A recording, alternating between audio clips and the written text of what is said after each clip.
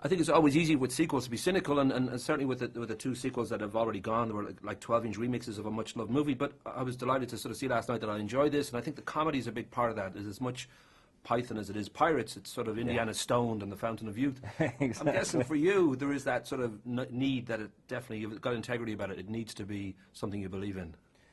Oh yeah, I mean, you know, right from the get-go when we sat down for the first, I mean, they welcomed me into the story meetings and into the sort of the process of creating the story and the script.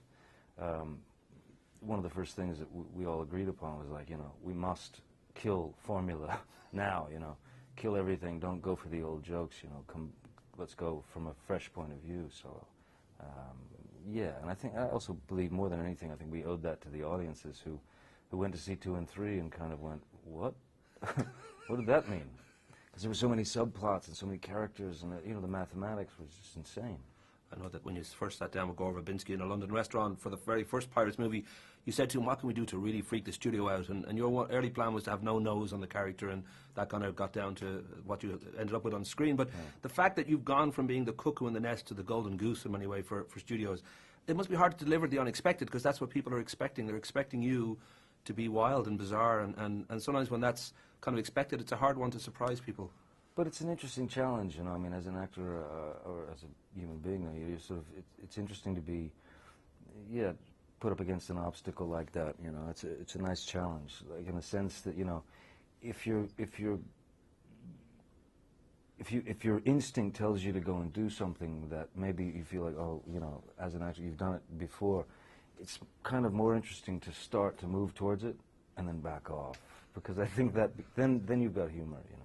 I know that the great author and frustrated filmmaker Daniel Depp, he said, I read an interview with him last year, and he said that he believes, and I'll make sure I get his quote right, I think the cult of stardom is dangerous to the actor and the art. Given that you're somewhat Elvis now, that you're in a position where I'm guessing a lot of people just don't say no. I don't know whether that's a difficult one to sort of to equate with your art, because there's a certain amount of struggle in all art, and if you're in a position where everybody will just agree and everybody wants you to be the centre of their movie, it's harder, I guess, on the artist to choose the proper. Well, no, interestingly, I mean, he's right, certainly. You know, the cult of celebrity or whatever. I mean, it's, you know, these days. I mean, in this day and age, it doesn't take much to become a celebrity. So, I mean, the term celebrity or whatever is like really outside of anything I understand, or even the term stardom. But I feel like, you know, again, you know, certain obstacles. You know, you meet with, you know, with all your faculties, and you dive right into it. Yeah.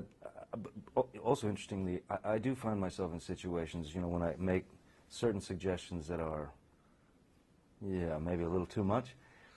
People don't have any problem saying, no, I think that's a little too much, you know, because you do test the waters. You do try to push the parameters here and there. To see how far you can go. I think my hour's up. Very nice.